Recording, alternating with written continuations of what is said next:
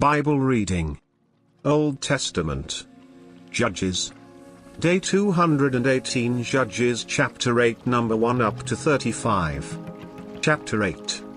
And the men of Ephraim said unto him, Why hast thou served us thus, that thou collectest us not, when thou wentest to fight with the Midianites? And they did chide with him sharply. And he said unto them, What have I done now in comparison of you? Is not the gleaning of the grapes of Ephraim better than the vintage of Abiezer? God hath delivered into your hands the princes of Midian, Oreb and Zeb, and what was I able to do in comparison of you? Then their anger was abated toward him, when he had said that. And Gideon came to Jordan, and passed over, he, and the 300 men that were with him, faint, yet pursuing them. And he said unto the men of Succoth, Give, I pray you, loaves of bread unto the people that follow me, for they be faint, and I am pursuing after Zebah and Zalmunna, kings of Midian. And the princes of Succoth said, Are the hands of Zebah and Zalmunna now in thine hand, that we should give bread unto thine army?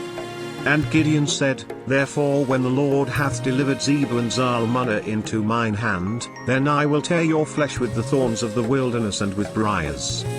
And he went up thence to Penuel, and spake unto them likewise, and the men of Penuel answered him as the men of Succoth had answered him. And he spake also unto the men of Penuel, saying, When I come again in peace, I will break down this tower. Now Zebah and Zalmunna were in Karka, and their hosts with them, about 15,000 men, all that were left of all the hosts of the children of the east, for there fell 120,000 men that drew sword. And Gideon went up by the way of them that dwelt in tents on the east of Nob and Jogbehah, and smote the host, for the host was secure. And when Zebah and Zalmunna fled, he pursued after them, and took the 2 kings of Midian, Zebah and Zalmunna, and discomfited all the host. And Gideon the son of Joash returned from battle before the sun was up, and caught a young man of the men of Succoth, and inquired of him, and he described unto him the princes of Succoth, and the elders thereof, even 70 men. And he came unto the men of Succoth, and said, Behold Zebah and Zalmunna, with whom ye did upbraid me, saying, Are the hands of Zebah and Zalmunna now in thine hand, that we should give bread unto thy men that are weary? And he took the elders of the city, and thorns of the wilderness and briars, and with them he taught the men of Succoth. And he beat down the tower of Penuel, and slew the men of the city. Then said he unto Zebah and Zalmunna, What manner of men were they whom ye slew at Tabor? And they answered, As thou art, so were they, each one resembled the children of a king. And he said, They were my brethren, even the sons of my mother, as the Lord liveth, if ye had saved them alive, I would not slay you. And he said unto Chittear his firstborn, Up, and slay them. But the youth drew not his sword, for he feared, because he was yet a youth. Then Zebah and Zalmunna said, Rise thou, and fall upon us, for as the man is, so is his strength. And Gideon arose, and slew Zebah and Zalmunna, and took away the ornaments that were on their camels' necks. Then the men of Israel said unto Gideon, Rule thou over us, both thou, and thy son, and thy son's son also, for thou hast delivered us from the hand of Midian. And Gideon said unto them, I will not rule over you, neither shall my son rule over you, the Lord shall rule over you.